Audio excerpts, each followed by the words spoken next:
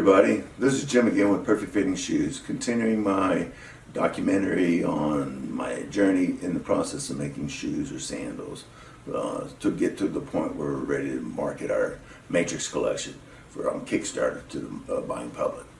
This is a continuation of the previous video where I was talking about my AquaTrek sandals, and like I said before, I came up with the idea for introducing exotic skin sandals for my collection. I had problems because I had limited income, limited capital, limited inventory, and people just kept wanting. They loved the sandals, but they didn't like the fact that they didn't know who I was. I was selling at a swap meet, so they always wanted to discount my product, telling me that because it wasn't a well-known brand, they were taking a gamble on it. So I decided to, for my personal desire, I wanted to work on some exotic sandals, and I made some. And this was like a couple of pair of lizard. You can see them done on the water sandal. Now these are, water sandals, but they weren't meant to go in the water. But I put the exotic leather on top. It's not synthetic. These are lizard, general lizard. This is ostrich shin.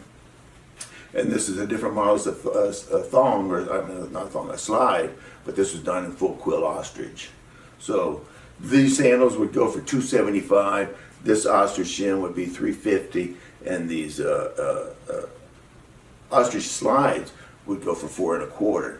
So once I started putting these out there, because I had my display established and I had these out there, they got a lot of people's attention. People look at them, oh, hey man, that looks nice. I like that. How much is that? And when I tell them the high price, $275, $375, or $425.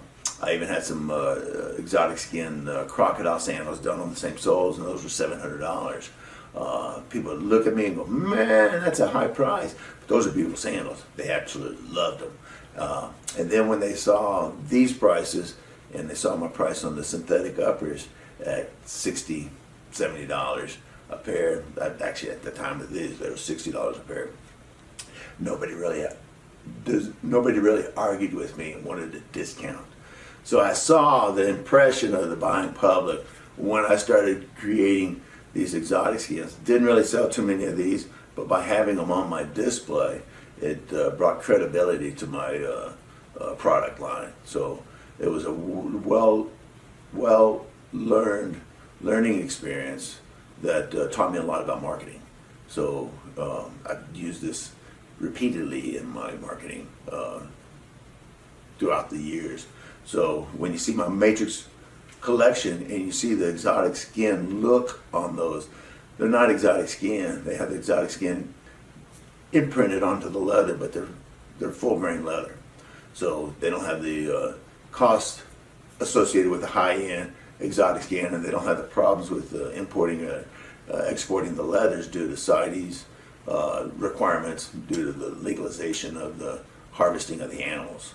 So that's one of the reasons why we decided to go with the synthetic, not synthetic, but with the stamped version of the exotic leather on our new collection. So these are, again, the first models that I made with exotic skin, and I'm very happy with the results that I learned from it. So I thank you very much for continuing watching these videos. I look forward to seeing you next time, and I hope you have a good day. Thank you. Bye-bye.